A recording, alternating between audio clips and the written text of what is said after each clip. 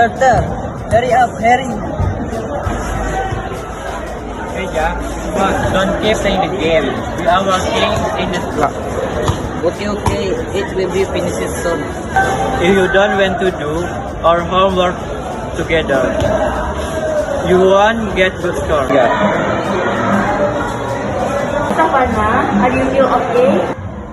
Hi Giska, yeah, I'm okay. Are you sure? You don't look okay, or do you want me to be taken to the school health unit? No, it feel okay. If you don't want to rest, you cannot focus on studying. Okay.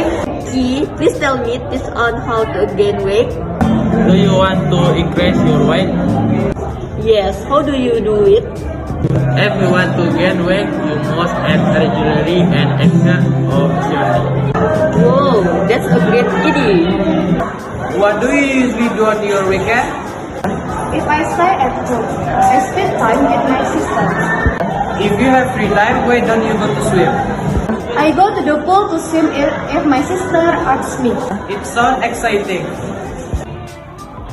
Why did you bring your phone? It's not allowed. Yeah, I know. Please fix that. If you are still playing your phone during class, your phone can be taken by a teacher.